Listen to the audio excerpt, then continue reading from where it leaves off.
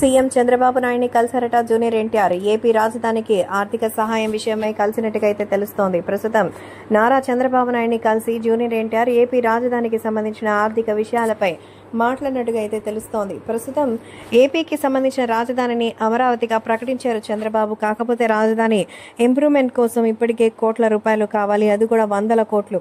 ఎందుకంటే కొత్త ఇన్ఫ్రాస్ట్రక్చర్ రావాలి. మరి గతంలో బంజరు భూములుగా మార్చినటువంటి ఆఫీసులు కట్టుకోవాల్సినటువంటి చోట వాటి పిచ్చి మొక్కల్ని తొలగించడానికే 100 కోట్లు ఖర్చు అవుతుందట. అది వైసీపీ వాళ్ళు చేసి వెళ్ళినటువంటి ఘనకార్యం.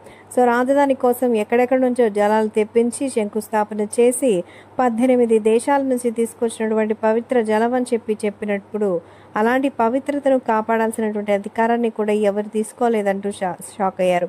సో ప్రస్తుతం దానికి సంబంధించిన విషయం తెలుసుకుని అందరూ కూడా ఎంతగానో సంతోషం వ్యక్తం చేస్తున్నారు. ప్రస్తుతం సోషల్ మీడియాలో సైతం మన జూనియర్ ఎన్టీఆర్ కి సంబంధించిన ఈ విషయాలు ఎంతో వైరల్ అవుతోంది. ఎన్టీఆర్ చేసినటువంటి సాయం చూసి మెచ్చుకుంటున్నారట.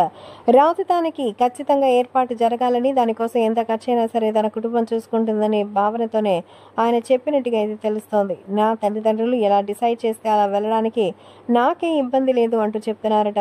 అంతేకాకుండా ఇప్పుడు మన జూనియర్ ఎన్టీఆర్ చేసినటువంటి ఈ సాయం చూసి మరికొంతమంది ముందుకు వస్తారు.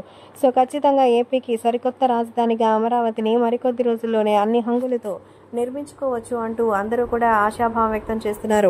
సో తెలుగు రాష్ట్రాల్లో అమరావతి నిర్మాణం కోసం వచ్చినటువంటి స్పెషల్ వ్యక్తిని చూసి అందరూ కూడా షాక్ అవుతున్నట్టుగా